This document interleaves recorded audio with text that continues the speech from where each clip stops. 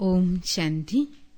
24/2/2014 ബാബ പറയുകയാണ്, മധുരമായ കുട്ടികളെ, ഉയർന്ന പദവി നേടുന്നതിന് വേണ്ടി അച്ഛൻ നിങ്ങളെ പഠിപ്പിക്കുന്നത് എന്താണോ അത് അതുപോലെ ജീവിതത്തിൽ കൊണ്ടുവരൂ.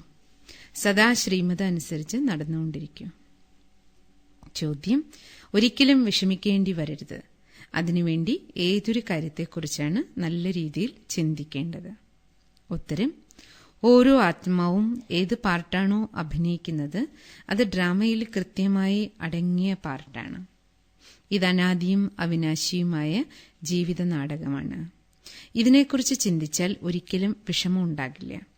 ഡ്രാമയുടെ ആദിമധ്യാന്ത്യത്തെ ആരാണോ ശരിയായ രീതിയിൽ മനസ്സിലാക്കാത്തത് അവരാണ് വിഷമിക്കുന്നത്. നിങ്ങൾ കുട്ടികൾ ഈ ഡ്രാമയിൽ എന്താണോ ഉള്ളത് അതിനെ അതേപടി സാക്ഷിയായിരുന്ന് കാണണം.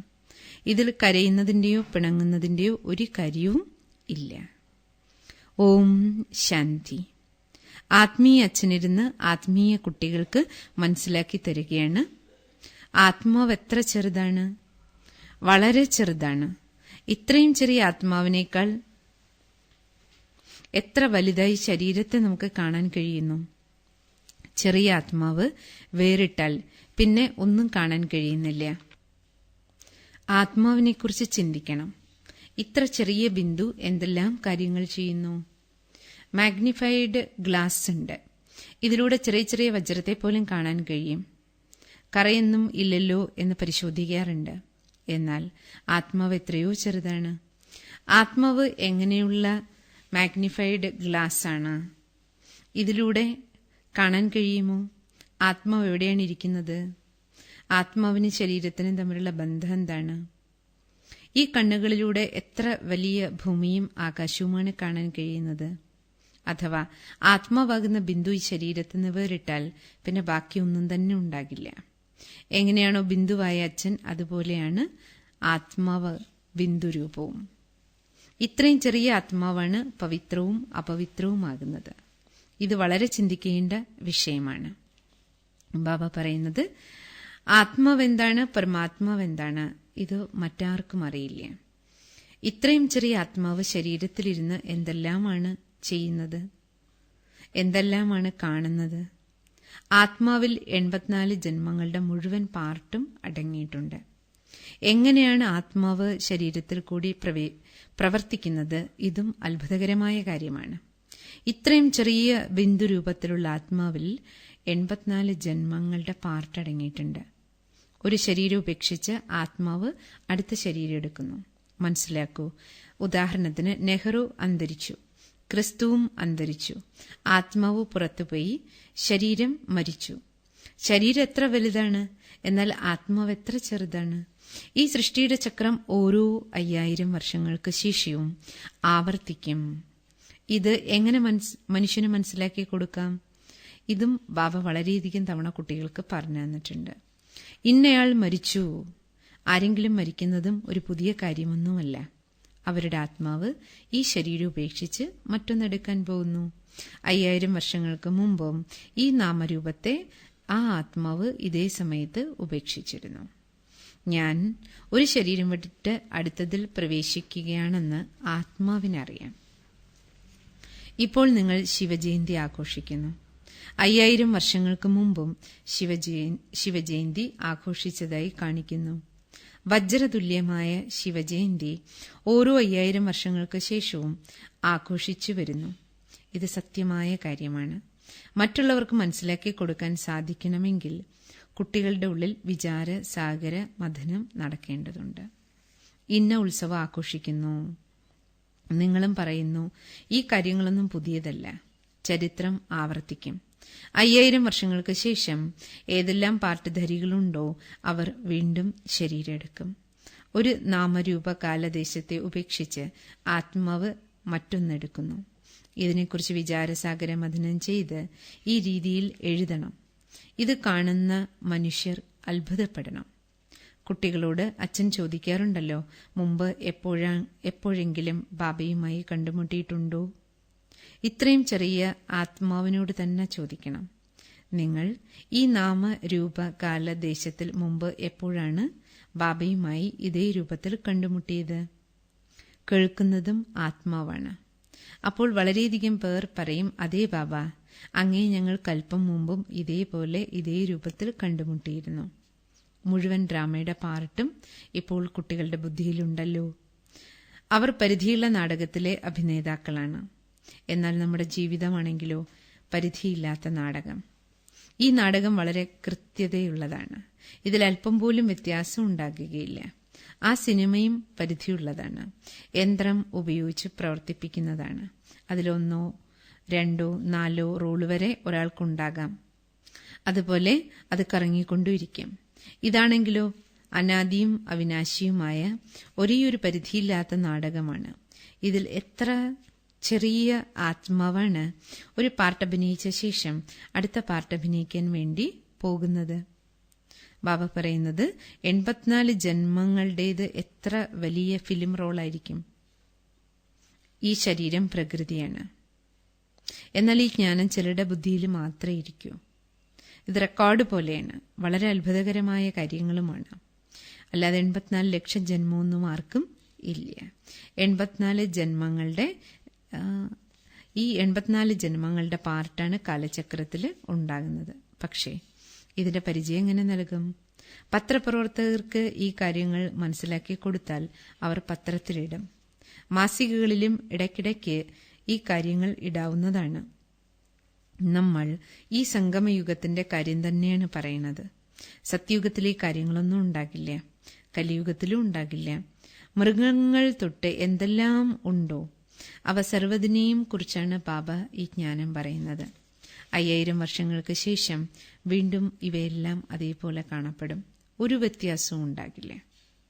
പറയുകയാണ് ബാബ, ഡ്രാമയിലെല്ലാം അടങ്ങിയ കാര്യങ്ങളാണ്. സത്യയുഗത്തിൽ മൃഗങ്ങൾ പോലും വളരെ സുന്ദരമായിരിക്കും. ഈ മുഴുവൻ വിശ്വത്തിന്റെയും ചരിത്രവും ഭൂമിശാസ്ത്രവും ആവർത്തിക്കും.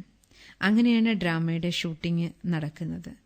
ഈച്ച പറന്നാൽ അതും ഷൂട്ടിങ്ങിനുള്ളിൽ അകപ്പെടുമല്ലോ. അപ്പോൾ വീണ്ടും അത് കാണുമ്പോഴെല്ലാം, ആ സീൻ കാണിക്കുമ്പോഴെല്ലാം ഈച്ച പറക്കുന്ന സീൻ ആവർത്തിക്കില്ലേ? ഇപ്പോൾ നമ്മൾ ഈ ചെറിയ ചെറിയ കാര്യങ്ങളെക്കുറിച്ചൊന്നും ചിന്തിക്കുന്നില്ല. ആദ്യം ബാബ പറയുകയാണ്, ഞാൻ കൽപ്പകൽപ്പം സംഗം യുഗത്തിൽ ബ്രഹ്മബാബയുടെ ഭാഗ്യശാലി രഥത്തിൽ വരുന്നു. ബാബ പറഞ്ഞിട്ടുണ്ട്, എങ്ങനെയാണ് ഇത്രയും ചെറിയ ബിന്ദു ഈ ശരീരത്തിലേക്ക് പ്രവേശിക്കുന്നത്. ബാബയെ ജ്ഞാനസാഗരൻ എന്ന് വിളിക്കുന്നു. ഈ കാര്യങ്ങൾ നിങ്ങൾ കുട്ടികളിലും ആരാണോ വിവേകശാലികൾ ആ കുട്ടികൾക്ക് മാത്രമേ ബാബ പറയുന്നത് മനസ്സിലാക്കാൻ കഴിയൂ. ഓരോ 5000 വർഷങ്ങൾക്ക് ശേഷവും ഞാൻ വരും. ഇതത്ര മൂല്യമുള്ള പഠിപ്പാണ്. അച്ഛൻ്റെ കയ്യിൽ മാത്രമാണ് കൃത്യമായ ജ്ഞാനമുള്ളത്. അത് ബാബ കുട്ടികൾക്ക് നൽകുന്നു. നിങ്ങളോട് ആരെങ്കിലും ചോദിക്കുകയാണെങ്കിൽ നിങ്ങൾ ഉടനെ പറയും, സത്യയുഗത്തിന്റെ ആയുസ് 1250 വർഷമാണ്. ഓരോരോ ജന്മത്തിലും 150 വയസ്സ് ആയുസ്സുണ്ടാകും. എത്രയധികം പാർട്ടാണ് ആത്മാവ് അഭിനയിക്കുന്നത്. ബുദ്ധിയിൽ കാലചക്രം മുഴുവൻ കറങ്ങണം. 84 ജന്മങ്ങളാണ് നമ്മുടേത്. സൃഷ്ടി മുഴുവൻ, ഈ മുഴുവൻ സൃഷ്ടിയും ഇതേപോലെ ചക്രത്തിൽ കറങ്ങിക്കൊണ്ടിരിക്കുന്നു. ഉണ്ടായതും ഉണ്ടാക്കപ്പെട്ടതും അനാദിയും അവിനാശിയുമാണ് ഡ്രാമ. ഇതിൽ പുതിയ പതിപ്പൊന്നും ഉണ്ടാകില്ല. അസംഭവ്യമായത് ചെയ്യണമെന്ന ചിന്തയുണ്ടായിരുന്നു എന്ന് പാടാറുണ്ട്. എന്തെല്ലാം സംഭവിക്കുന്നുണ്ടോ ബാബ പറയണം, മക്കളെ അതെല്ലാം ഡ്രാമയിൽ അടങ്ങിയ കാര്യങ്ങളാണ്. അതുകൊണ്ട് ഡ്രാമ സാക്ഷിയായിട്ട് നോക്കുക, കാണുക. ഈ നാടകത്തിൽ അഥവാ എന്തെങ്കിലും ദുഃഖിപ്പിക്കുന്ന ദൃശ്യം കണ്ടാലും, ദുർബലർ സാധാരണ നാടകം കണ്ടാൽ പോലും ദുഃഖം നിറഞ്ഞ ദൃശ്യങ്ങൾ കണ്ടാൽ ദുർബല ഹൃദയമുള്ളവർ കരയാറില്ലേ? എന്തായാലും അത് നാടകം തന്നെയല്ലേ, എന്തിനു കരയണം? പക്ഷേ ജീവിതം സത്യമാണ്. ഇതിൽ ഓരോ ആത്മാവും അവരവരുടെ പാർട്ട് അഭിനയിക്കുകയാണ്. ജീവിത നാടകം ഒരിക്കലും അവസാനിക്കുകയില്ല. അതിനാൽ ഈ നാടകത്തിൽ ഏത് ദൃശ്യം കാണുമ്പോഴും കരയുകയോ പിണങ്ങുകയോ ചെയ്യേണ്ട ആവശ്യമേ ഇല്ല. കാരണം ഒന്നും പുതിയതല്ല. ഡ്രാമയുടെ ആദിമധ്യാന്ത്യത്തെ തിരിച്ചറിയാത്തവരാണ് ഏതെങ്കിലും ദൃശ്യങ്ങൾ കാണുമ്പോൾ വിഷമിക്കുന്നത്. ഇതും മക്കൾക്കറിയാം. ഈ സമയത്ത് ഈ ജ്ഞാനത്തിലൂടെ നിങ്ങൾ എന്ത് പദവിയാണോ നേടുന്നത് അതിലേക്ക് തന്നെ കാലചക്രം കറങ്ങി വീണ്ടും വരണം. ഇത് വളരെ ആശ്ചര്യപ്പെടുത്തുന്ന വിചാരസാഗര മഥനം ചെയ്യേണ്ട ജ്ഞാനമാണ്. ഒരു മനുഷ്യനും പക്ഷേ ഈ കാര്യങ്ങൾ അറിയില്ല. ഋഷിമുനിമാര് പോലും പറയുമായിരുന്നു, ഞങ്ങൾക്ക് രചയിതാവിനെയും രചനയെയും അറിയുകയില്ല. രചയിതാവ് ഇത്രയും ചെറിയ ബിന്ദുരൂപമാണ് എന്നവരെങ്ങനെ അറിയാനാണ്? ബാബ തന്നെയാണ് പുതിയ സൃഷ്ടിയുടെ രചയിതാവ്. ഒപ്പം നിങ്ങൾ കുട്ടികളെ പഠിപ്പിക്കുന്ന ജ്ഞാനസാഗരനുമാണ്. ഈ കാര്യങ്ങൾ നിങ്ങൾ കുട്ടികളെ മനസ്സിലാക്കൂ. ഞങ്ങൾക്കറിയില്ല എന്ന് ഇനി നിങ്ങൾ പറയുമോ? നിങ്ങൾക്ക് അച്ഛൻ ഈ സമയത്ത് എല്ലാ കാര്യങ്ങളും മനസ്സിലാക്കി തന്നു കഴിഞ്ഞു. നിങ്ങൾ ഒരു കാര്യത്തിലും വിഷമിക്കേണ്ട ആവശ്യമില്ല. സദാ ഹർഷിതമായിരിക്കണം.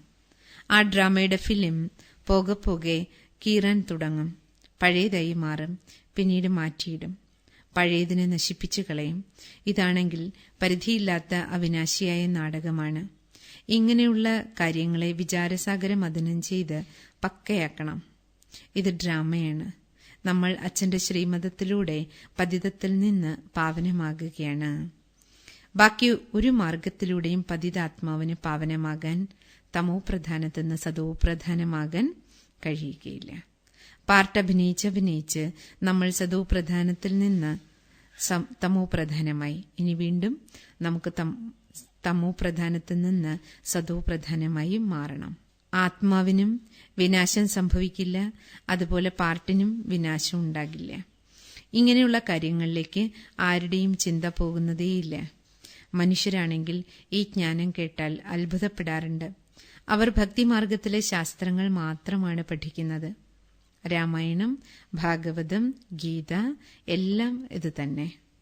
ഇവിടെയാണെങ്കിൽ വിചാരസാഗര മഥനം ചെയ്യണം. പരിധിയില്ലാത്ത അച്ഛൻ മനസ്സിലാക്കി തരുന്നത് എന്താണോ അതിനെ അതുപോലെ തന്നെ ധാരണ ചെയ്യുകയാണെങ്കിൽ നല്ല പദവി നേടാം. എല്ലാവരും ഒരുപോലെ ധാരണ ചെയ്യില്ല. ബാബ പറയുന്നത് ചിലർ വളരെ സൂക്ഷ്മതയോടുകൂടി മനസ്സിലാക്കി കൊടുക്കും. ഇന്നത്തെ കാലത്ത് ജയിലിലും പ്രഭാഷണങ്ങൾ ചെയ്യാൻ പോകാറുണ്ടല്ലോ. വേശ്യകളുടെയും സേവനങ്ങൾക്ക് വേണ്ടി പോകുന്നു. സംസാരിക്കാൻ കഴിയാത്തവർ, കേൾവിശക്തിയില്ലാത്തവർ, അവരുടെ അടുത്തേക്കും കുട്ടികൾ സേവനത്തിനായി പോകുന്നു. എന്തുകൊണ്ടെന്നാൽ ഈ ജ്ഞാനം കേൾക്കാൻ അവർക്കെല്ലാവർക്കും അവകാശമുണ്ട്. കേട്ടില്ലെങ്കിലും ആംഗ്യങ്ങളിലൂടെ മനസ്സിലാക്കി കൊടുക്കാമല്ലോ. മനസ്സിലാക്കുന്ന ആത്മാവ് ശരീരത്തിനുള്ളിലല്ലേ ഇരിക്കുന്നത്. ചിത്രങ്ങൾ മുന്നിൽ വയ്ക്കൂ. വായിക്കുകയെങ്കിലും ചെയ്യാമല്ലോ. ബുദ്ധി ആത്മാവിലാണല്ലോ ഉള്ളത്. അന്ധനോ കൈയില്ലാത്തവരോ വികലാംഗരോ ആകട്ടെ, ഏതെങ്കിലും തരത്തിൽ അവർക്ക് മനസ്സിലാക്കി കൊടുക്കാൻ കഴിയുമല്ലോ. അന്ധനാണെങ്കിലും ചെവികളുണ്ടല്ലോ, അപ്പോൾ ജ്ഞാനം കേൾക്കാമല്ലോ. ഏണിപ്പടിയുടെ ചിത്രം വളരെ നല്ലതാണ്. ഈ ജ്ഞാനം ആർക്ക് വേണമെങ്കിലും മനസ്സിലാക്കി കൊടുത്താൽ സ്വർഗത്തിലേക്ക് പോകുന്നതിന് യോഗ്യരാക്കി മാറ്റാൻ കഴിയും. ആത്മാവിന് അച്ഛനിൽ നിന്ന് സമ്പത്തെടുക്കാൻ കഴിയും.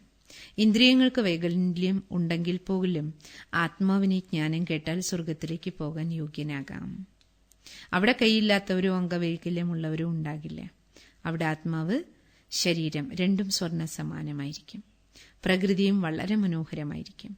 പുതിയ വസ്തുക്കൾ സദോ പ്രധാനമായിരിക്കുമല്ലോ. ഇതും ഡ്രാമയിൽ അടങ്ങിയതാണ്. ഒരു സെക്കൻഡിന് നാടകത്തിലെ അടുത്ത സെക്കൻഡുമായി സാമ്യമുണ്ടാകില്ല. എന്തെങ്കിലും വ്യത്യാസം ഉണ്ടായിരിക്കും. ഇങ്ങനെയുള്ള ഡ്രാമ എങ്ങനെയാണോ അതിനെ അതുപോലെ തന്നെ സാക്ഷിയെ കണ്ടുകൊണ്ടിരിക്കണം. ഈ ജ്ഞാനം നിങ്ങൾക്കിപ്പോഴാണ് ലഭിക്കുന്നത്.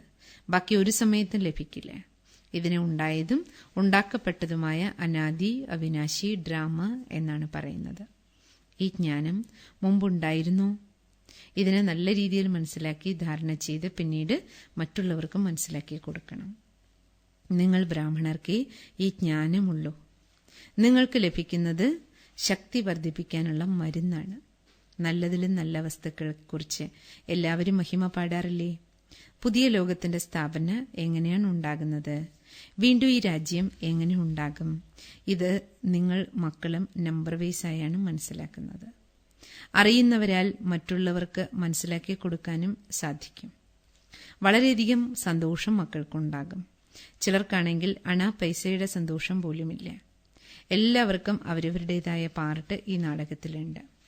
ആരുടെ ബുദ്ധിയിലാണോ ഈ കാര്യങ്ങളുള്ളത്, ആരാണോ ജ്ഞാനത്തിന്റെ വിചാരസാഗര മഥനം ചെയ്യുന്നത്, അവർ തീർച്ചയായും മറ്റുള്ളവർക്ക് മനസ്സിലാക്കി കൊടുക്കുന്നുണ്ടാകും.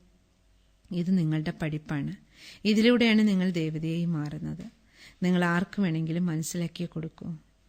ആത്മാവിന്റെ ജ്ഞാനം ആത്മാവ് തന്നെയാണ് പരമാത്മാവിനെ ഓർമ്മിക്കുന്നത്. ആത്മാക്കളെല്ലാവരും സഹോദരങ്ങളാണ്. ഈശ്വരൻ ഒന്നേയുള്ളൂ എന്നും പറയാറുണ്ട്. ബാക്കിയെല്ലാ മനുഷ്യരിലും ആത്മാവാണുള്ളത്. സർവാത്മാക്കളുടെയും പാരലൗകിക പിതാവ് ഒരേയൊരു ശിവബാബയാണ്.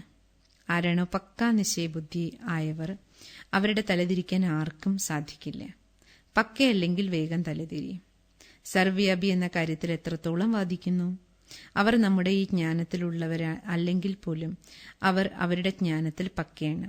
അവരെ ദേവതാധർമ്മത്തിലുള്ളവർ എന്ന് എങ്ങനെ പറയാൻ കഴിയും? ആദിസനാതന ദേവീദേവതാ ധർമ്മമാണെങ്കിൽ പ്രായലോപമായിരിക്കുന്നു. നിങ്ങൾ കുട്ടികൾക്കറിയാം, നമ്മുടെ ആദി സനാതന ധർമ്മം പവിത്ര പ്രവൃത്തി മാർഗമായിരുന്നു. ഇപ്പോൾ അപവിത്രമായിരിക്കുന്നു.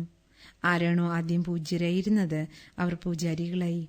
വളരെയധികം പോയിന്റ്സ് പറഞ്ഞുകൊടുത്താൽ മനസ്സിലാക്കിക്കൊണ്ടിരിക്കും. അച്ഛൻ നിങ്ങൾക്ക് മനസ്സിലാക്കി തരുന്നു ഈ സൃഷ്ടിയുടെ ചക്രം എങ്ങനെയാണ് കറങ്ങുന്നത് എന്ന്. ഇനി നിങ്ങൾ ഇത് മറ്റുള്ളവർക്ക് മനസ്സിലാക്കി കൊടുക്കണം.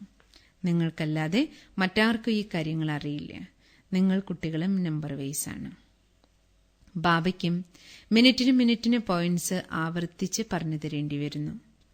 എന്തുകൊണ്ടെന്നാൽ പുതിയ കുട്ടികൾ ബാബയുടെ അടുത്ത് വന്നുകൊണ്ടേയിരിക്കുന്നു.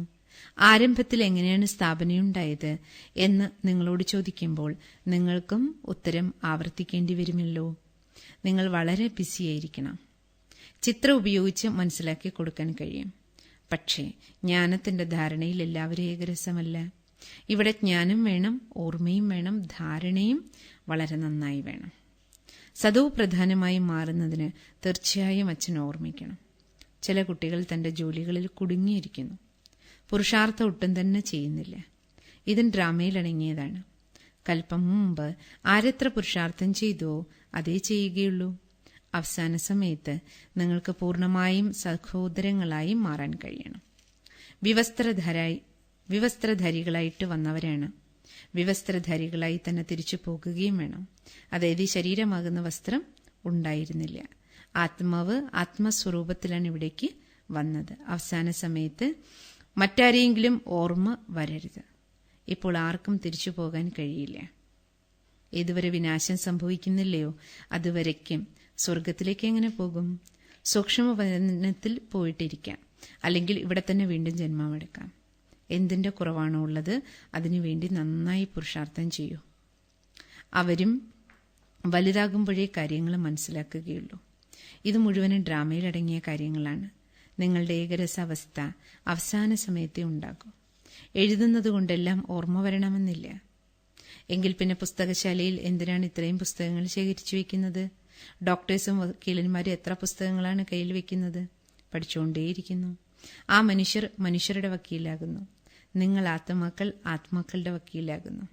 ആത്മാക്കൾ ആത്മാക്കളെ പഠിപ്പിക്കുന്നു. അത് ഭൗതിക പഠിപ്പാണ്. ഇത് ആത്മീയ പഠിപ്പാണ്. ഈ പഠിപ്പിലൂടെ നിങ്ങൾ 21 ജന്മങ്ങളിലേക്ക് തെറ്റുകുറ്റങ്ങളില്ലാത്തവരായി മാറും. മായയുടെ രാജ്യത്തിൽ വളരെയധികം തെറ്റുകളും കുറ്റങ്ങളും സംഭവിച്ചുകൊണ്ടിരിക്കും.